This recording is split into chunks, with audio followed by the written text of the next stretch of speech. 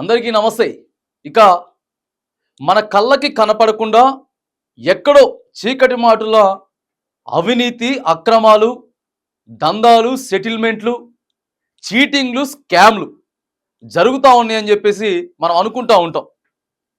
కానీ కళ్ళ ముందే కళ్ళకి కట్టినట్టుగా విద్య అనేది ఒక పెద్ద వ్యాపారం అయిపోయింది.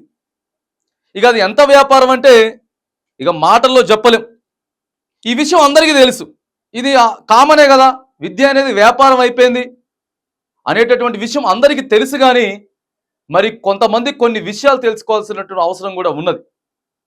చిన్న పిల్లల తల్లిదండ్రులు ప్రత్యక్షంగా ఇక ప్రధానంగా వాళ్ళు వినాల్సినటువంటి, తెలుసుకోవాల్సినటువంటివి కొన్ని ఇక్కడ ఉన్నాయి. మరి ఒకప్పుడు అరే పిల్లోంది 10వ తరగతి అయిపోతుంది, 10th క్లాస్ పాస్ అయిపోయి బయటకు వస్తా ఉన్నాడు స్కూల్ నుంచి, వాడిని ఇప్పుడు ఇంటర్మీడియట్ ఏడ జాయిన్ చేయించాలి, ఏడ జాయిన్ చేపిస్తే ఎన్ని పైసలు అవుతాయో పెద్ద చదువులు అని ఒకనాటి కాలంలో భయపడే వాళ్ళం. కానీ ఈరోజు ప్రెగ్నెంట్ అవుడుతోటే కనీసం ఇక పెళ్లి చేసుకున్న తర్వాతనే పిల్లగాడు పుట్టిన తర్వాత, పిల్ల పుట్టిన తర్వాత ఏ స్కూల్లో జాయిన్ చేయాలో, ఆ స్కూల్లో ఫీజులు అంతున్నాయి, ఇగో ఫీజులు ఇంతున్నాయి అనేటటువంటి చర్చ జరుగుతూ ఉంటే ప్రైవేట్ స్కూళ్ళ దందా తెలంగాణ రాష్ట్ర వ్యాప్తంగా కూడా ప్రైవేట్ స్కూళ్ళ దందా మామూలు స్కామ్ కాదు, ఇక పెద్ద అవినీతి, అన్నిటికంటే పెద్ద అవినీతి. ప్రభుత్వాల అవినీతులు చేస్తూ ఉన్నాయి, లేకపోతే ఓ మంత్రి అవినీతి చేస్తున్నాడు, లేకపోతే ఓ ఎమ్మెల్యే అవినీతి చేస్తున్నాడు. ఈ ప్రభుత్వం అవినీతి చేస్తూ ఉంది అనే దానికంటే ఇక పెద్దగా చీటింగు, స్కాము ప్రైవేట్ స్కూళ్ళల్లో దందా జరుగుతూ ఉన్నది. ఎవరికి అర్థం కానటువంటి విషయంలో అర్థం కానట్టు చేసేస్తూ ఉన్నారు వీళ్ళంతా చేసేస్తూ ఉన్నారు.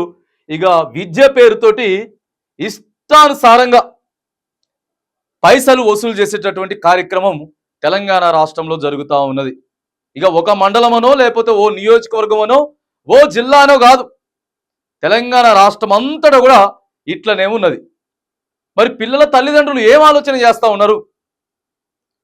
మీకు కావాలి, అరే పిల్లోడు పుట్టిండు, మనకొచ్చే జీతం ఇంత, మన శాలరీ ఇంత, అయినా కానీ అప్పులు చేసి పైసా కూడబెట్టుకొని తినో తినకనో పిల్లోడి చదువు బాగుండాల, పిల్లోడి చదువు లేకపోతే పిల్ల చదువు బాగుంటే ఇగో మన భవిష్యత్తు బాగుంటుంది, ఉద్యోగం వస్తే వాళ్ళు మనల్ని పెంచుతారు కాబట్టి మనం వాళ్ళని ఏదో రకంగా ఖచ్చితంగా తీర్చిదిద్దాల అనేటటువంటి అంశం మీద పేద తల్లిదండ్రులు కావచ్చు గాక ఇక పిల్లల తల్లిదండ్రులందరూ కూడా ఆలోచన చేసుకునేటటువంటి విషయాన్ని ఇగో క్యాచ్ చేస్తూ ఉన్నారు.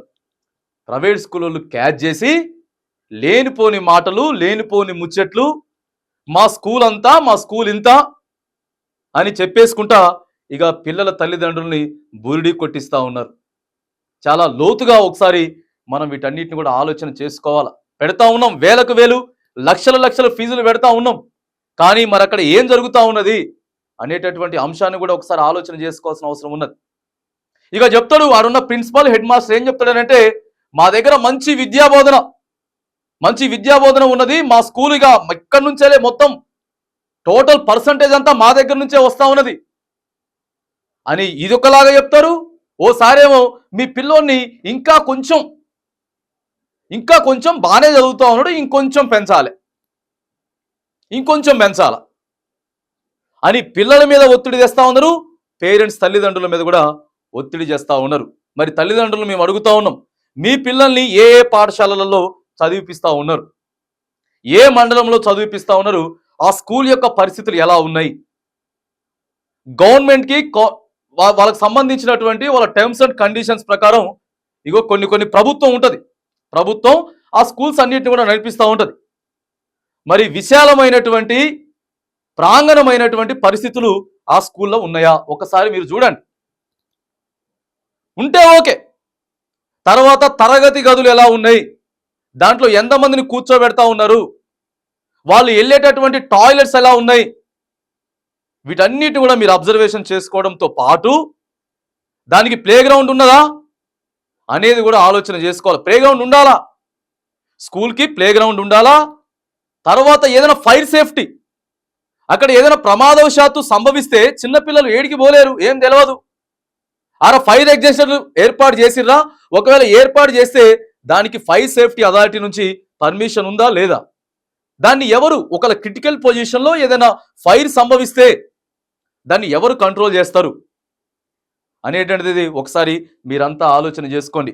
పుట్టగొడుగుల్లాగా ప్రతి విద్యా సంవత్సరం పుట్టగొడుగుల్లాగా వేల స్కూళ్ళు పుట్టుకొస్తా ఉన్నాయి. వేరే బిజినెస్లు చేసేటోళ్ళంతా కూడా ఆ బిజినెస్లు వదిలేసి మంచిగా ప్రైవేట్ స్కూల్ పెట్టుకుంటా ఉన్నారు. ఏం లేదు, చిన్న భవనం అద్దెకు తీసుకోవాలి, పెద్దగా అవసరం లేదు, ఒక పెద్ద గ్రౌండ్ అవసరం లేదు. ఇక ఆడ చదువు చెప్పేటోళ్ళు మరి ఏంటిది, వాళ్ళు చదువు చెప్పేటోళ్ళు ప్రిన్సిపల్ చెప్తాడు ఖచ్చితంగా ఫీజు ఇంతే, ఫీజు బరాబర్ కట్టాల్సిందే. ఇక టైకి కట్టాలి, నువ్వు బెల్ట్లు కట్టాలి, యూనిఫామ్కి కట్టాలి, షూస్కి కట్టాలి, షూ లేస్కి కట్టాలి, సాక్స్కి పైసలు కట్టాలి. దాంట్లో మాత్రం నో కాంప్రమైజ్. కానీ ఆయన మీ పిల్లలకి చదువు చెప్పేటటువంటి టీచర్లని మరి ఉపాధ్యాయుల్ని ఎలాంటి వాళ్ళని నియమిస్తా ఉన్నాడు, వాళ్ళకి కూడా ఎంత జీతాలు ఇస్తా ఉన్నాడు, అది కూడా ఒకసారి పిల్లల తల్లిదండ్రులు ఆలోచన చేయాల. మరి ఎందుకనంటే ఉత్తగానే పోతావు, పైసలు కట్టేస్తావు, నిన్ను లోపలికి పోనీయడు. అసలు ఆ గేటు దాటి ఆ స్కూల్ లోపలికి నిన్ను పోనీయడు, నువ్వు బయటనే ఉండాలా, లోపలికి పోనీయడు నిన్ను.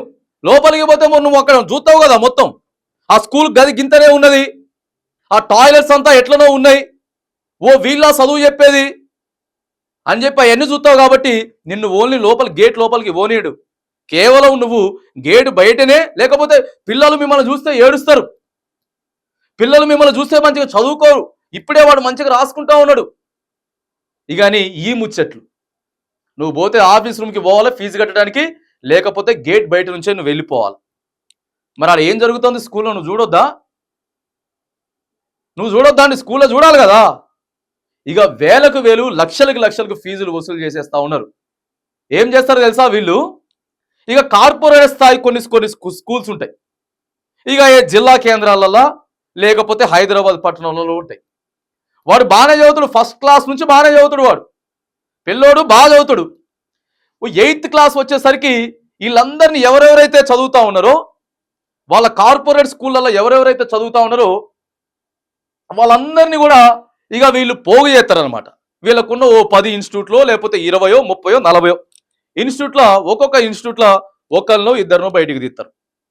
చదివేటోళ్ళని బాగా బయటికి తీసి పిల్లల పేరెంట్స్ తోటి మీ ఓడికి మంచి ర్యాంక్ వచ్చేటటువంటి ఇది ఉన్నది, వాడికి కంపల్సరీ ర్యాంక్ వస్తుంది, మంచి ర్యాంకు, వీళ్ళందరినీ తీసుకుపోయి ఇంకా మంచిగా వీళ్ళతో ఉంటే డిస్టర్బ్ అయిపోతున్నాడు, వీళ్ళందరినీ కూడా తీసుకెళ్ళి ఒక క్యాంపస్ వీళ్ళకి కేటాయిస్తూ ఉన్నాం, వీళ్ళని సపరేట్గా పెట్టి చదివిపిస్తూ ఉన్నాం. కాబట్టి ఇంకా కొద్దిగా ఫీజు ఎక్కువ అవుతుంది, ఇంకొంచెం ఫీజు ఎక్కువ అవుతుంది.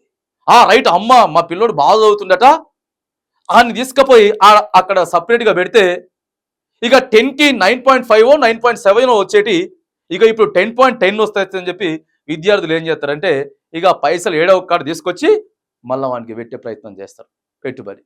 పెట్టుబడి పెడితే బ్రహ్మాండంగా చదివేటటువంటి విద్యార్థికి ఇక ఆడ వానికి 10.10 లేకపోతే 9.9 వస్తాయి.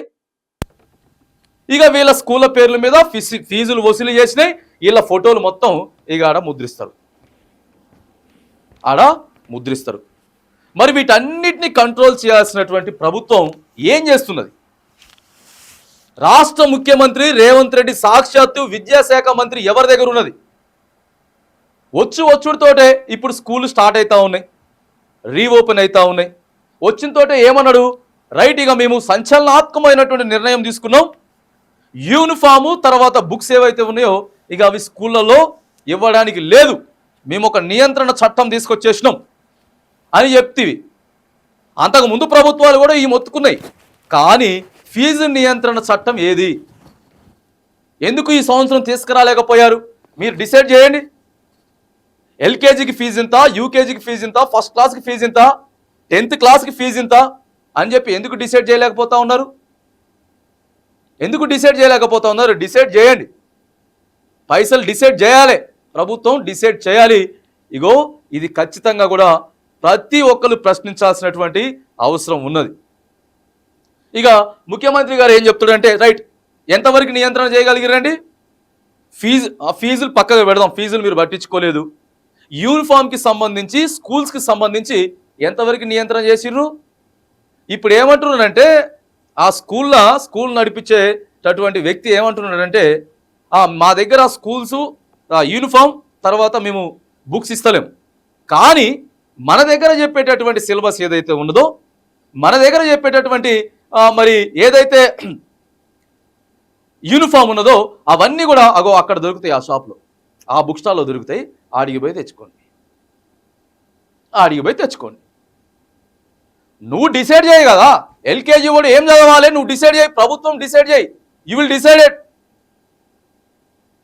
ఉంటాడు కదా, మినిస్ట్రీ ఉంటుంది కదా, విద్యాశాఖ మంత్రి ఉన్నాడు కదా, నువ్వు డిసైడ్ చేయి. యూకేజీకి ఏం చదవాలి, ఏ బుక్స్ చదవాలి, ఎల్కేజీకి ఏం చదవాలి, యూకేజీకి ఏం చదవాలి, ఫస్ట్ క్లాస్కి ఏం చదవాలి అని చెప్పి నువ్వు డిసైడ్ చేయి. నువ్వు ఫీజులు డిసైడ్ చేయి. అంటే ఇక ఇష్టానుసారంగా మరి మండలంలో ఉన్నటువంటి ఎంఈఓలు ఏం చేస్తూ ఉన్నారు, జిల్లాలో ఉన్నటువంటి డిఈఓలు ఏం చేస్తూ ఉన్నారు, ఇక రీజనల్ డైరెక్టర్లు ఏం చేస్తూ ఉన్నారు. ఏం చేస్తున్నారండి? పర్మిషన్ లేని స్కూళ్ళు ఎన్నో నడుస్తూ ఉన్నాయి. రెన్యువల్ లేదు స్కూల్కి, నడుస్తుంది. ఇక పిల్లోడి పేరుతోటి పొద్దుట నిన్న ఒక ఆయనకి ఒక ఎంఈఓ గారికి ఫోన్ చేసిన, నేను మండల ఎడ్యుకేషనల్ ఆఫీసర్కి నేను ఒకసారి ఫోన్ చేసిన, సార్ ఎట్లున్నది సార్ కథ, మరి ఏంటి పరిస్థితి ఎట్లున్నది? నేను ఒక స్కూల్ ప్రిన్సిపాల్ని అడిగితే ఆయన చెప్తున్నాడు, నేను ఎల్కేజీ నుంచే లేకపోతే నర్సరీ నుంచే డేటా మొత్తం గవర్నమెంట్కి పంపించాలా అని చెప్తున్నాడు. ఒక ఆయనకి ప్రిన్సిపాల్కి ఫోన్ చేస్తే, నేను ఆ స్కూల్లో ఉన్నటువంటి ఆ లెవెల్ ఎంఈఓకి ఫోన్ చేస్తే ఆయన ఏమంటాడంటే, లేదండి గవర్నమెంట్ టర్మ్స్ అండ్ కండిషన్స్ ప్రకారం 6 సంవత్సరాలు వస్తే పిల్లోనికి ఫస్ట్ క్లాస్ నుంచి వెళ్ళి మాకు డేటా కావాలి, రికగ్నైజ్డ్ స్కూల్ ఏదైతే ఉన్నదో ఆ స్కూల్లో అడ్మిషన్ పొందినట్టు అండ్ పూర్తి డీటెయిల్స్ మాకు మన ఆధార్ కార్డు కానీ లేకపోతే పిల్లోని డేట్ ఆఫ్ బర్త్ సర్టిఫికేట్ కానీ స్కూల్ నుంచి అడ్మిషన్ కానీ మాకు రావాలి అని చెప్పేసానంటే ఈ స్కూల్ ప్రిన్సిపల్ ఏం చేస్తాడు, లేదు మేము నర్సరీ నుంచే డేటా గవర్నమెంట్కి పంపాలా. ఆయన చెప్పేది ఒకలాగున్నది, ఈయన చెప్పేది ఒకలాగుంది. మరి ఎంఈఓ గారు ఎట్లా చెప్తున్నారండి అంటే, ఆ డేటా మా దగ్గర ఉంచుకుంటాం, ఒకవేళ గవర్నమెంట్ నిర్ణయం తీసుకున్నది అనుకో అప్పటి నుంచే పంపించమని, ఏది 3 సంవత్సరాల నుంచి నర్సరీ నుంచి అని, అప్పుడు మేము గవర్నమెంట్కి ఇస్తాం, అందుకే మేము జాగ్రత్తగా పెట్టుకుంటున్నాం. ఇగో ఇది పరిస్థితి. ఫీజులు కూడా వీళ్ళు ప్రైవేట్ స్కూళ్ళు ఒక రకమైనటువంటి విధంగా, ఇక ఇంతకుముందు సంవత్సరానికి ఇంత అది ఉండేది, లేదు మంత్లీ ఫీజు వసూలు చేసేటటువంటి కార్యక్రమం. మరి ప్రభుత్వం ఏం చెప్తా ఉన్నది, ఎట్లా వసూలు చేయమంటా ఉన్నది? ప్రధానంగా పిల్లల తల్లిదండ్రులంతా కూడా మీరు ఒకసారి ఆలోచన చేయండి. మీరు చదివేటటువంటి స్కూళ్ళల్లో ఇగో సదుపాయాలు ఎట్లున్నాయి, వాని తరగతి గది ఎంత ఉన్నది ప్రభుత్వం డిసైడ్ చేస్తుంది. ఉండేటటువంటి తరగతి గది క్లాస్ రూమ్ ఏదైతే ఉన్నదో ఇగో ఎంత చదరపు మీటర్లు ఉండాలి, దానికి ఎంత పొడవు ఉండాలి, ఎంత నిలువు ఉండాలి అనేటి డిసైడ్ చేస్తుంది ఖచ్చితంగా. లేకపోతే వానికి ఉండేటువంటి టాయిలెట్స్ ఎంత నీట్గా క్లీన్గా ఉండాలి. చదువుకునేటటువంటి విద్యార్థి వాళ్ళ ఉపాధ్యాయులకి ఖచ్చితంగా బిఏడి ఉండాలా, లేకపోతే టెట్ ఉండాలా. ఇక వీళ్ళు డిగ్రీ పాస్ అయిపోయిన వాళ్ళని, ఇంటర్మీడియట్ పాస్ అయిపోవాలని ఇక వీళ్ళందరినీ తీసుకొచ్చి పెడతాడు. మరి నీ దగ్గర ఖచ్చితంగా ఫీజు వసూలు చేసేటప్పుడు నువ్వు కూడా ఖచ్చితమైనటువంటి పెట్టుకొని వాళ్ళకి జీతాలు ఇవ్వాలి కదండి. వాళ్ళకి జీతాలు ఇవ్వాలన్నా వద్దా? ఇక లేదు, ఇష్టానుసారంగా ప్రభుత్వం ఒకవేళ సిలబస్ ఇదే పెడితే ఆ స్కూల్ అయినా కొంచెం సిలబస్ చేంజ్ చేస్తాడు. సిలబస్ చేంజ్ చేసి ఇప్పుడు సిలబస్ మారింది, ఈ బుక్స్ అక్కడ దొరుకుతాయి, ఇగో యూనిఫామ్ ఇక్కడ దొరుకుతుంది. గియా ముచ్చట్లు పిల్లల్ని పీడించుకొని తింటా ఉన్నారు. భారీ స్కామ్, బీభత్సమైనటువంటి అవినీతి ప్రైవేట్ స్కూళ్ళలో జరుగుతూ ఉన్నది. వీటన్నిటిని కూడా మరి రాష్ట్ర ప్రభుత్వం మొద్దు నిద్రపోతున్నది, ఏం పట్టించుకోవట్లేదు. ఏదో పేరుకి మీరేమో ఇక మనబడి కార్యక్రమం ప్రభుత్వ పాఠశాలల్లో జాయిన్ కాండి అని చెప్పి మీరు తిరుగుతూ ఉంటే మిమ్మల్ని అస్సలు బేఖాతర్, మిమ్మల్ని పూర్తిగా పక్కకి నెట్టేసి వీళ్ళు ఊరు బాట పట్టారు. ప్రైవేట్ స్కూళ్ళంతా ఊరు బాట పట్టి ఇక ఊర్లో పిల్లల్ని మొత్తాన్ని పట్టుకొచ్చేసేసి ఇక ఒక దగ్గర బంధించేటటువంటి ప్రయత్నం చేస్తూ ఉన్నారు. నో స్వేచ్ఛ లేదు, బంధించడం. మెయిన్ రోడ్డుకు పక్కనే ఉంటుంది ఓ చిన్న బిల్డింగ్, దాంట్లోనే మొత్తం నూకేస్తారు. వాడి పిల్లగాడు ఆడుకోవడానికి లేదు, వాడి మెంటల్ స్ట్రెస్ తీసుకుపోయి నాగవాగం చేసుకుంటా ఉన్నారు. గవర్నమెంట్ స్కూళ్ళల్లో కూడా మంచి మంచి రిజల్ట్స్ వస్తూ ఉన్నాయి. మరి ఇదే ముఖ్యమంత్రి నిన్న పోయి 10/10 ఎవరైతే వచ్చినాయో మంచి విద్యార్థులు ప్రభుత్వ పాఠశాల ఎవరైతే చదివారో వాళ్ళందరికీ సన్మానాలు చేసిండు. నిన్న పిల్లలందరికీ సన్మానాలు చేసిండు. మంచిదే, బడిబాట పెట్టినావు, సన్మానాలు చేస్తా ఉన్నావు. స్కూల్ ఓపెన్ అయిన రోజే ఇగో ఈ రోజు స్కూల్ ఓపెన్ అవుతుందని చెప్తా ఉన్నావు. స్కూల్ యూనిఫామ్ ఇస్తా ఉన్నావు, తర్వాత బుక్స్ ఇస్తా ఉన్నావు, ప్రభుత్వ పాఠశాలలు ఇస్తా ఉన్నావు. కానీ విద్యార్థుల తల్లిదండ్రులంతా కూడా ప్రైవేట్ స్కూల్ వైపు చూస్తూ ఉన్నారు. దాన్ని మరలించేటటువంటి ప్రయత్నం చేయండి. స్ట్రిక్ట్గా వార్నింగ్ ఇవ్వండి. ఎంఈఓకి, డిఈఓకి, ఆర్జేడీకి ఉన్నటువంటి మీ శాఖ ఎవరికైనా ఇవ్వండి. అది మీ దగ్గర ఉన్నటువంటి విద్యాశాఖ వేరే వాళ్ళకి కేటాయించండి. ఓ మంచి చదువుకున్నటువంటి వ్యక్తికి మినిస్ట్రీ అప్పచెప్పండి, ఆయన చూసుకుంటాడు మొత్తం. అంతేగాని విచ్చలు విడిగా అంటే మరి కమిషన్లు ఏమైనా అందుతా ఉన్నాయా? కార్పొరేట్ స్కూళ్ళ నుంచి వెళ్ళి ప్రైవేట్ స్కూళ్ళ దగ్గర నుంచి వెళ్ళి ఏమైనా అందుతా ఉన్నాయా కమిషన్లు? ఇక వస్తారు అనుకుంటారు. ఇప్పుడు స్కూలు స్టార్ట్ కావడంతో, రీఓపెన్ కావడంతో ఇట్లా ఎవడో ఒకడు వస్తాడు, మాట్లాడతాడు, పోతాడు. ఇదే కదా ప్రతి సంవత్సరం జరిగేది, ఇదే అన్నట్టుంటుంది. నేను అడుగుతా ఉన్నా, పిలిపిస్తా ఉన్నా, రైట్, నాకు ఫోన్ చేయండి. ఖచ్చితంగా వీడియో కామెంట్ కింద మనకి ఎన్నో కామెంట్స్ వస్తూ ఉన్నాయి. నేను చూపిస్తాను మీకు కామెంట్స్, ఎన్నో కామెంట్స్ వస్తూ ఉన్నాయి. స్కూళ్ళ గురించి మాట్లాడండి అన్న, ఒక్కొక్క స్కూల్ ఒక్కొక్క పరిస్థితి. ఈ మండల స్కూలు, ఈ జిల్లా స్కూలు, ఈ నియోజకవర్గం స్కూల్ అని చెప్పి ఎన్నో కామెంట్స్ వస్తూ ఉన్నాయి. రైట్, ప్రతి మండలంలో ఓ వ్యక్తి అక్కడ ఉన్నటువంటి ఎంఈఓకి ఒక దరఖాస్తు పెట్టండి. రైట్ ఇన్ఫర్మేషన్ యాక్ట్ కింద ఒక దరఖాస్తు పెట్టండి. మండలంలో ఎన్ని స్కూల్ ఉన్నాయి, ఎన్నిటికి పర్మిషన్స్ ఉన్నది, వాళ్ళు ఏ విద్యార్హతతో ఉన్నారు, ఆడ స్కూల్ ప్లే గ్రౌండ్ ఉన్నదా లేదా అని చెప్పి పెట్టండి. లేకపోతే నీ జిల్లాలో ఉన్నటువంటి డిఈఓకి పెట్టండి, డిస్ట్రిక్ట్ ఎడ్యుకేషన్ ఆఫీసర్కి పెట్టండి. 100కి 100% ఖచ్చితంగా మార్పు అనేది మ్యాక్సిమం వస్తుంది. మార్పు అనేది వస్తుంది. ప్రశ్నించాలి. ఎప్పుడైతే నువ్వు ప్రశ్నించడం మొదలు పెడతావో ఇగో అప్పుడు కొద్దిగా మార్పు వచ్చేటటువంటి అవకాశం ఉంటుంది. మొత్తం నేను అది మార్చేస్తా, ఇది మార్చేస్తా, నేను పెద్ద తోపు అవసరం లేదు. నీ మండల స్థాయిలో ఎన్ని స్కూళ్ళు అయితే ఉన్నాయో మండలంలో ఒకళ్ళు అడగండి, ఎంఈఓని గట్టిగా నిలదీయండి. నిలదీస్తే అప్పుడు స్కూల్ డేటా మొత్తం నీకు ఇస్తాడు. అసలు ప్రైవేట్ స్కూళ్ళకి పైసలు పోవాలి, పైసలు ఇవ్వాలి, ఈ కాదు. స్కూల్కి అకౌంట్ ఉండాలా. స్కూల్ అకౌంట్ ఏదైతే ఉన్నదో రికగ్నైజ్డ్ స్కూల్ మీద ఫరం అకౌంట్ ఉండాలా. ఆ ఫరం అకౌంట్లోనే ఖచ్చితంగా 100కి 100% ఆ పిల్లోడి తల్లిదండ్రులు ఎవరైతే ఉందో ఆ ఫీజులు అందులో వేయాలి. ఆ ఫీజులు అందులో వేసినప్పుడే ఇగో పూర్తి డేటా కూడా ప్రభుత్వం దగ్గర వచ్చేటటువంటి ఆస్కారం ఉంటుంది. ఎల్కేజీ పిల్లోనికి ఎంత ఫీజు తీసుకున్నారు, ఏ చొప్పున ఫారం అకౌంట్లో వేసిరు పైసలు, నువ్వు పోతావు, ఉన్నప్పుడు పైసలు ఇస్తావు, వస్తావు, ఓ మాన్యువల్ రసీదు ఇస్తాడు, గంతేనా? దారుణమైనటువంటి పరిస్థితులు ప్రైవేట్ స్కూళ్ళలో జరుగుతూ ఉన్నాయి. ఇంకా బొచ్చడి, ఇక వీళ్ళు చెప్పే ముచ్చట్లు, వీళ్ళు చెప్పే కథలు ఇవన్నీ. అందుకే నేనేం అడుగుతా ఉన్నాను అంటే, ప్రధానంగా రాష్ట్ర ప్రభుత్వం ఫీజు డిసైడ్ చేయండి, ఫీజు నియంత్రణ చేయండి.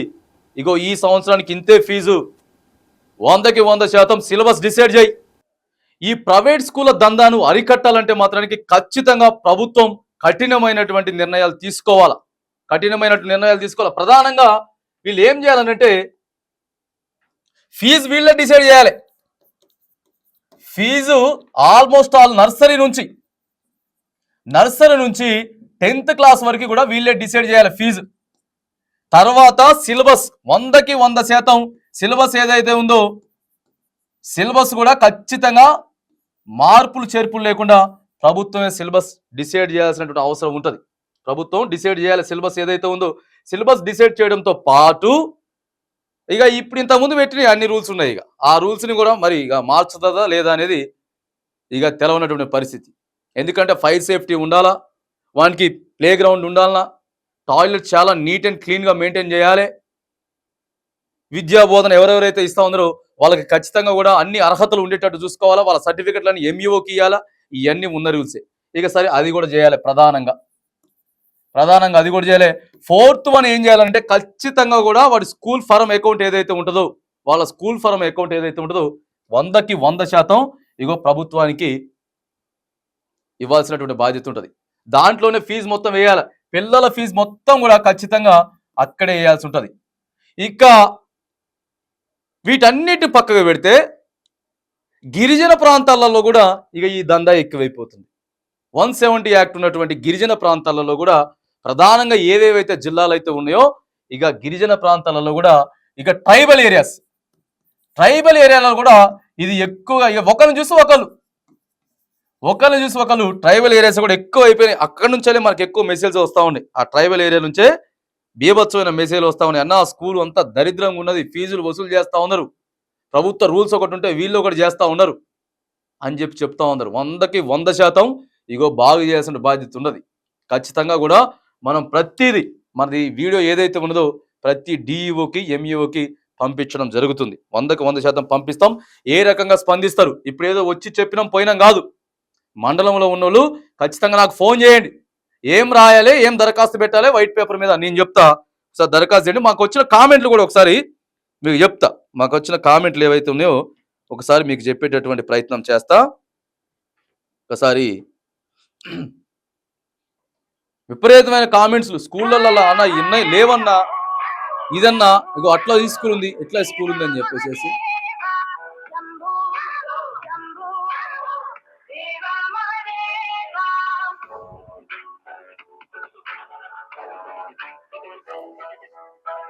దిలీప్ రండి, దిలీప్ గారు ఒకసారి రండి. మనకు ఆ సిస్టమ్స్ ఈ స్కూల్కి సంబంధించినవి పంపిస్తారు కదా,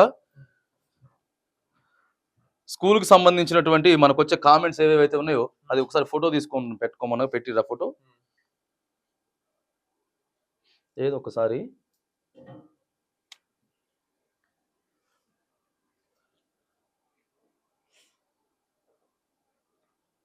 ఇగో ఇట్లే వస్తా ఉన్నాయి అన్న. ఈ స్కూల్లో మొత్తం ఎవరికి బీఈడి లేదు, టీటీసీ లేదు, టెట్ లేదు, వాళ్ళ సర్టిఫికెట్లు కూడా ఏమి లేవు, అవి ఎంఈఓ కూడా అక్కడ సమర్పించలేదు అని చెప్పి ఒక ఆయన చెప్తున్నాడు. తర్వాత అన్న తరగతి గదిలో కనీసం ఫ్యాన్లు లేవు, లైట్లు లేవు, ఫైర్ సేఫ్టీ లేదు, ఓ బల్లలు బెంచీలు కాదు, గ్రౌండ్ కేదాన మైదానం, మూత్రశాలలు, మరుగుదొడ్లు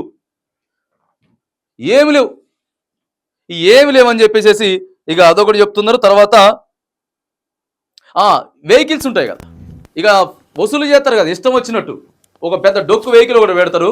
ఎప్పుడు వెహికల్ ఒకటి ఉంటుంది, దానికి ఒక బ్రేకింగ్ ఇన్స్పెక్టర్ ఆయన ఇచ్చిన సంతకం ఉండదు, ఏముండదు, దానికి కూడా వసూలు చేయాలి. స్కూలు ఆ ఫీజును వసూలు చేయాలి. ఇష్టం వచ్చిన డ్రైవర్ కోట్ లేదన్నా ఏం లేదు.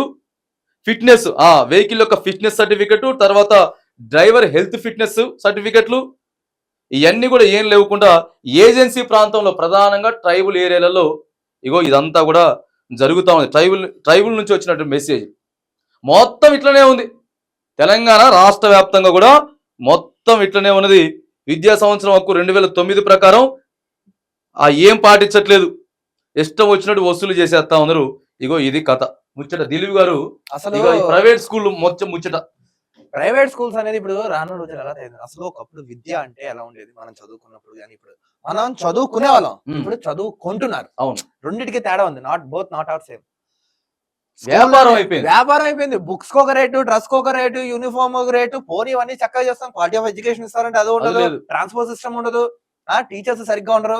పోనీ ఇంత వసూలు చేస్తామని టీచర్స్ కి ఇస్తుంటే టీచర్స్ కి ఉండదు. ఇప్పుడు మనం చూసుకున్నాం కామెంట్స్ అంటే మౌలిక వసతులు ఉండవు, సదుపాయాలు ఉండవు, మస్తు ట్రాన్స్పోర్టేషన్ ఉండదు. వీళ్ళకి ఏంటంటే ఎంతసేపు ఒత్తిడి పెట్టేయాలి. నీకు ఫస్ట్ ర్యాంక్ వస్తాను, యూఆర్ ఎలిజిబుల్, నీకు ర్యాంక్ వస్తానే మార్క్ స్కోర్ అంటే నీకు ఫ్యూచర్ ఉంటున్నావు, ఒక భ్రమలో పెరిగొస్తున్నారు. ఇప్పుడున్న ఎడ్యుకేషన్ సిస్టమ్ లో మీకు అందరికి చెప్తున్నా, అది స్కూల్ అయినా, కాలేజ్ అయినా, యూనివర్సిటీ అయినా, ఏవేంటంటే విద్యార్థికి కావాల్సింది ఏంటి, క్రమశిక్షణతో పాటు జ్ఞానం కావాలి. ఈ రెండు తప్ప అవే వస్తున్నాయి. సో ఇప్పుడు వీడు రేపు పొద్దున ఇప్పుడు మనం చిన్నప్పుడు చదువుకున్నప్పుడు ఎలా ఉండేది, ఇప్పుడు మనకి రెండు నేర్పేవారు చిన్నప్పుడు. ఏమని చదువుకుంటే ఒకలా ఉంటుంది లైఫ్, చదువుకోలేకపోతే ఒక లైఫ్, రెండింటికి రెడీ చేసేవారు. సో ఎన్ని ఒడిదొడుకులు వచ్చినా నిలబెట్టుకున్నాం. కానీ వీళ్ళకి ఇలా కాదు, ఇప్పుడు నువ్వు చదవకపోతే నీ లైఫ్ గోవిందా అంటున్నారు. అంతే. పాపం దాంట్లో ఒత్తిడిలోని ఆత్మహత్యలు చేసుకుంటారు, తల్లిదండ్రులు భయపడిపోతున్నారు. నాకు అర్థం కాదు. తినక వచ్చే శాలరీ కొంచెం సరిగా తినరు, ప్రశాంతంగా ఉండరు, కానీ పిల్లోడి ఫీజు కట్టాలి. ఆడ 100 మంది ముందు ఫీజు అడుగుతాడు, 100 మంది ఫీజు అడిగితే పిల్లోడు ఇంటికి వచ్చి గోల్ చేస్తాడు. ఇగో ఇది ఇక్కడ కంపారిజన్ లో పక్కింటోడికి వాడికి వచ్చింది, ఎదురింటోడికి వాడికి వచ్చింది, ఒత్తిడే చచ్చిపోతున్నారు పిల్లలు. దారుణమైనటువంటి వీళ్ళ మొక్కలు ఇప్పుడు తల్లిదండ్రులు గైడ్ చేస్తున్నారు. నీకు first rank why down guard, first rank అమ్మాయికి ఎలా వచ్చింది, వీళ్ళ మొక్కలు చిన్నప్పుడు వచ్చాయి. అదే కదా, వీళ్ళ మొక్కలకి ఎవరైనా వచ్చాయి తల్లిదండ్రులకి. ఇక ఏం చెప్తారంటే వీళ్ళు అసలు అన్నిటికంటే పెద్ద స్కామ్ ఇది. స్కామ్ ఇదే భయంగా. ఇగో ఆ మంత్రి అన్ని వందల స్కామ్ చేసిండు, ఈ ముఖ్యమంత్రి ఇన్ని కోట్లు స్కామ్ చేసిండు, లేకపోతే వాడేదో అది స్మగ్లింగ్. ఇది కాదు, అన్నిటికంటే ప్రధానమైనటువంటి స్కామ్ ఏదైతే ఉందంటే విద్యా వ్యవస్థ, ప్రైవేట్ స్కూల్ దందానే. అటు రాష్ట్రం ఇప్పుడు ఢిల్లీ చూసుకోండి, ఎగ్జాంపుల్ చెప్తున్నాం మనకు ఉదాహరణగా ఢిల్లీ ఉంది. ఢిల్లీలో కేజ్రీవాల్ ప్రభుత్వం ఉంది, అక్కడ ఆమ్ ఆద్మీ పార్టీ. అక్కడ ఎడ్యుకేషన్ కి బడ్జెట్ లో 40% కేటాయించారు. స్కూల్స్ చూడండి, గవర్నమెంట్ స్కూల్స్ అని అనుకుంటాం మనం. విద్య గానీ అక్కడ వాళ్ళ వసతులు కానీ ఎడ్యుకేషన్ అంటే ఇప్పుడు ఢిల్లీ ప్రభుత్వం ఏదైతే అవలంబిస్తున్నాం అది దేశం మొత్తం అన్ని ప్రభుత్వాలు అవలంబించవచ్చు, కానీ అవలంబించట్లేదు. ఎందుకు? ఇక్కడ ఎక్కడ లోపం ఉంది? ప్రభుత్వం లోపం ఉందా, నాయకుల లోపం ఉందా, వ్యవస్థలో లోపం ఉందా, వ్యక్తుల లోపం ఉందా? అర్థం కావట్లేదు. వ్యాపారాలు వేరే వేరే వ్యాపారాలు చేసుకుంటారు, మొత్తం బంద్ చేస్తున్నారు. పుట్టగొడుగులు లాగా గల్లీకి ఇప్పుడు హైదరాబాద్ సంవత్సరం వచ్చిందంటే కథం. ఇక హైదరాబాద్ లో అయితే హైదరాబాద్ చూసుకుని ఇప్పుడు సోమాజిగూడ నుంచి ఏరియాలో చూసుకుని సుమారు 2-3 స్కూల్స్, గల్లీకి 2 స్కూల్స్. దానికి పాసులు ఉన్నాయో తెలియదు. దాంట్లో జాయిన్ చేసేటోడికి కమిషన్ మళ్ళీ ఉంటారు వాళ్ళ కమిషన్. దానికి లైసెన్స్ ఉందో తెలియదు, రికగ్నైజేషన్ ఉందో లేదో తెలియదు. ఆడుకోవడానికి ప్లే గ్రౌండ్ ఉండదు. ఆ స్కూల్ మొత్తం తోసి పడేస్తారు. ఇప్పుడు ఒక స్కూల్ అంటే ఎలా ఉండాలంటే ఓపెన్ ప్లే గ్రౌండ్ ఉండాలి, కొన్ని వసతులు ఉండాలి, ఫైర్ ఎక్స్టింగ్విషన్ ఉండాలి, విజన్ ఉండాలి. నెక్స్ట్ మా స్కూల్ ఇది కొంచెం టర్మ్స్ అండ్ కండిషన్స్ ఉంటే ఏముండవు. పోనీ ఇంత ఫీజు వసూలు చేస్తున్నారు, ఉపాధ్యాయులు కానీ జీతాలు ఇస్తున్నారంటే వాళ్ళు 10,000, 15,000, 18,000 పాపం. ఇంటర్మీడియట్ పాస్, డిగ్రీ ఫెయిల్ వాళ్ళ క్వాలిఫికేషన్స్. ఇప్పుడు మీరు ఎడ్యుకేషన్స్ మీరు చూసుకోండి, గవర్నమెంట్ స్కూల్స్ లో MSc BEd, MA BEd, MPhil BEd, మంచి ఎడ్యుకేషన్స్ వాళ్ళంతా మన గవర్నమెంట్ స్కూల్స్ లో ఉండిపోయారు. సో ఇప్పుడు గవర్నమెంట్ కూడా ఒక స్కీమ్ తేవాలి. ఏమనంటే ఎవరికైనా ప్రభుత్వ ఉద్యోగం కావాలన్నా, పథకాలు కావాలన్నా వాడు గవర్నమెంట్ స్కూల్లో చదివి ఉండాలి. అలాంటి వాళ్ళకి ఇస్తాండి, కానీ వ్యవస్థలో మార్పు అనేది రాదు. ఇక్కడ ప్రభుత్వంతో పాటు ప్రజల్లో ఎట్లుంటదంటే ఇక ప్రతి సంవత్సరం స్టార్టింగ్ ఇయర్ ఏమంటారంటే ఇదే ఒక మాట, వస్తాడు ఎవడో ఒకడు వస్తాడు చెప్తాడు, ఇట్లా చెప్తారు, జరుగుతూనే ఉంటది, పోయేది పోతూనే ఉంటది. స్కూల్ స్టార్ట్ అయినప్పుడు ఇట్లాంటి వాళ్ళు కొంతమంది మొత్తుకుంటారు అని అడుగుతారు. అందుకే నేను చెప్తా ఉన్నా, ప్రతి మండలంలో ఉన్నటువంటి ఎవరో ఒకరు ఇంట్రెస్ట్ తీసుకొని 100% మాకు కాల్ చేయండి. అక్కడ ఉన్నటువంటి ఎంఈఓకి ఎట్లా దరఖాస్తు పెట్టాలి, డిస్ట్రిక్ట్ ఎడ్యుకేషన్ వైట్ పేపర్ లో నువ్వేం రాయాలి మేము చెప్తాం. ఎన్ని స్కూళ్ళు ఉన్నాయి ఆ మండలంలో, వాడు ఏం సేఫ్టీ పాటిస్తా ఉన్నాడు, అక్కడ చదువుకునే పరిస్థితి ఏంటిది, రికగ్నైజ్ ఉన్నదా లేదా, మాకు కాల్ చేయండి మేము చెప్తాం. సమాచారం పెట్టండి, లేకపోతే డిస్ట్రిక్ట్ ఎడ్యుకేషన్ ఆఫీసర్ పెట్టండి. జిల్లాలో ఎన్ని స్కూల్ ఉన్నాయి, 100కి 100% కొద్ది గొప్ప మార్పు. ఇక ప్రధానంగా ఎన్ని పక్కన పెడితే హైదరాబాద్ సిటీలో మరీ దారుణం. అసలు ఒక రేటు, సాక్స్ కో రేటు, షూస్ కో రేటు, డ్రెస్ కో రేటు, లేసుకో రేటు అంటే అసలు స్కూల్ షూ లేసుకో రేటు. వీళ్ళు విద్యను అందిస్తున్నారా, వ్యాపారం కూడా ఇలా చేయనేమో బడిబాట అని పడతాడు. బడిబాట మంచిదే, పోతున్నావు ప్రభుత్వ స్కూల్లో జాయిన్ చేయమని చెప్తున్నావు. ఈ ప్రైవేట్ స్కూల్ అంతా ఊరు పాడబడుతున్నారు. ఇక ఊర్లలో పోయి పిల్లగాళ్ళని మొత్తం పట్టుకొని రావటం, చేయటం, స్కూల్లో జాయిన్ చేయించు. ఇక్కడ ప్రభుత్వంతో పాటు ప్రజల తప్పు కూడా ఉంది. ఇక్కడ ఇది మారాలంటే ప్రభుత్వం యాక్షన్ తీసుకోవాలి. ఇప్పుడు ఏంటంటే ప్రభుత్వాలు కమిషన్లు వెళ్ళిపోతున్నాయి. ఈ కమిషన్ చూసి చూడటం వదిలేస్తున్నారు, సామాన్యుడికి భారం పడిపోతుంది. 100కి 100% ఈ వీడియో ప్రతి జిల్లాలో ఉన్నటువంటి ఎడ్యుకేషనల్ ఆఫీసర్ కి, తర్వాత ఎంఈఓ మండల ఎడ్యుకేషనల్ ఆఫీసర్ కి, విద్యాశాఖ డైరెక్టర్ కి, హైదరాబాద్ లో ఉన్నటువంటి మరిగా ఎవరెవరైతే ఇక్కడ ఎడ్యుకేషన్ కి సంబంధించిన ప్రతి ఒక్కరికి కూడా ఫార్వర్డ్ చేయడం జరుగుతుంది. మేము కూడా ఖచ్చితంగా వెళ్ళి ఇక్కడ ఎవరెవరైతే విద్యాశాఖకి సంబంధించిన ఉన్నారో వాళ్ళందరికీ కూడా మనం కూడా ఇక్కడ లెటర్ ఇవ్వడం జరుగుతూ ఉంటది. ఏ స్కూల్ అయినా సరే మీ ఇష్టానుసారంగా స్కూల్ ఫీజులు వసూలు చేస్తాం, పిల్లగాన్ని అట్లా చేస్తాం, ఇట్లా చేస్తాం, దొంగ మాట లోపలికి పోనీయరు. గేటు బయట ఉండాలా, లేకపోతే ఆఫీస్, ఈ రెండే. లోపలికి పోతే ఇక చూస్తాడు, లోపలికి పోతే తెలుసా, పిల్లగాడు మిమ్మల్ని చూస్తే ఏడుస్తాడు. పిల్లగాడు వాడు ఇప్పుడే మంచిగా చదువుకుంటాడు, వాడు ఇప్పుడే మంచిగా రాసుకుంటాడు, మిమ్మల్ని చూస్తే వాడు బయటకు వచ్చేస్తాడు. ఇక లోపలికి పోతే ఆ టాయిలెట్స్, ఆ టీచర్లు, ఆ కథ మనకు కనపడుతుంది కదా, లోపలికి పోనీరు. పైసలు కూడా 100కి 100% ఇప్పుడు నేను చెప్పిన, ఆల్రెడీ ఇంతకుముందు చెప్పిన ఏదేదైతే ఉన్నదో ఇక ఫీజు ఖచ్చితంగా కూడా వాళ్ళే డిక్లేర్ చేయాలి. ప్రభుత్వం ఇగో LKG 1 కింత, UKG 1 కింత, 10th క్లాస్ 1 కింత, అది ప్రభుత్వం డిసైడ్ చేయాలి. ఆ తర్వాత ఏదైతే సిలబస్ కూడా డిసైడ్ చేయాలి. సిలబస్ కూడా డిసైడ్ చేస్తే ఎక్కడైనా దొరుకుతాయి. ఏ బుక్స్ నువ్వు హైదరాబాద్ పోయినా దొరుకుతాయి బుక్స్, నువ్వు యాడికి పోయినా బుక్స్ దొరుకుతాయి. మెయిన్ ఇంకోటి చూసారా, ఇప్పుడు 5th క్లాస్ చదివినాడు 6th క్లాస్కి వెళ్తారు కదా, 6th చదివిన 7th కి వెళ్తారు కదా. ఇప్పుడు వీడు 5th నుంచి 6th కి వస్తారు కదా, 5th క్లాస్ చదివిన బుక్స్ పని చేయమంటే అది ఎలా పని చేయాలి? అదే కదా సంవత్సరాలు ఎలా మారిపోతుంది. ఇది ఒక స్కామ్ కాకపోతే అసలు భారీ అవినీతి, అత్యంత కుంభకోణం. ప్రైవేట్ స్కూల్ చాప కింద నీళ్ళగా దందా జరుగుతుంది. 100కి 100%. మీ దగ్గర ఏమన్నా వీడియోస్ కానీ లేకపోతే రికార్డింగ్స్ కానీ ఏదైనా స్కూల్ కి సంబంధించినవి ఇగో ప్రిన్సిపాల్ అంత అడిగిండు ఇంత అడిగిండు, లేకపోతే స్కూల్ ఫోటో తీయండి, ఆడ బాగా లేకపోతే రప్పియండి, 100కు 100% ఇక్కడ వేసి చూపిస్తాం స్క్రీన్ మీద. ఖచ్చితంగా ఆ స్కూల్ ని బాగు ఇప్పుడు చేసేటటువంటి ఒక ప్రయత్నం దేశం చేస్తాం. బాగుపడాలంటే ఎక్కడ బాగుండాలండి? విద్యా వ్యవస్థ బాగుండాలి. విద్యా వ్యవస్థ బాగుంది, ఉపాధి బాగుంది, వైద్యం బాగుంటే దేశం ఆటోమేటిక్ గా దేశం రాష్ట్రాన్ని వస్తుంది. అవును. కానీ ఈ మూడిట్లో లోపం ఉండడంతో దేశం కానీ రాష్ట్రం కానీ అధోగతి పడైపోతుంది. ఇంకోటి ప్రధానంగా కూడా ఇవి మారాలి. విద్యార్థుల తల్లిదండ్రులు అబ్జర్వేషన్ చేయాల్సింది ఏంటంటే, మనం పోతాం, మన దగ్గర ఒక 5,000 ఉంటాయి, పోతాం ఆ ప్రిన్సిపాల్ గారికి, సార్ నా దగ్గర ఒక 5,000 ఉన్నాయి తీసుకోండి అని చెప్పి చేతులు పెడతాం, వస్తాం. పైసలే మనం ఇచ్చే పైసలే, మనం కట్టే పైసలే. కానీ అట్లా కాదు, స్కూల్ కి ఫారం అకౌంట్ ఉండాలా, ఫారం అకౌంట్ ఉండాలి విత్ ప్రూఫ్. ఫారం అకౌంట్ ప్రభుత్వం నడిపించాలా. నడిపించాలి. నువ్వు ఆ అకౌంట్ లో పైసలు వేసేసాయి, బెస్ట్. ప్రభుత్వం ఎప్పుడైతే డిసైడ్ చేస్తుందో అప్పుడు పైసలు కట్టేటువంటి ప్రయత్నం చేస్తుంది. భారీ అవినీతి విద్యా వ్యవస్థలు అయితే భయంకరంగా జరుగుతున్న పాటు తల్లిదండ్రులైనా ఎవరైనా ఫోకస్ చేసి పెట్టండి. యూకేజీ చదివేవాడికి ₹1,00,000 అయ్యా, నాకు అర్థం కాదు. వాడికి అపం శుభం తెలియనాడు. పైగా ఒక టీచర్ ఏదో స్కూల్లో చెప్తున్నారు, మీ పిల్లోడు he's unfit for this job, unfit for this study అని చెప్తున్నా. సిగ్గు అనిపించేది ఆ టీచర్. వాడు అన్ఫిటా నువ్వు అన్ఫిటా? విద్యా వ్యవస్థలో విద్య కరెక్ట్ గా చెప్పలేకపోవడం. రైట్, ఏదేమైనా కానీ మన వంతు బాధ్యత తీసుకోవాలి, ఎంతో కొంత దీన్ని కంట్రోల్ చేయాలి.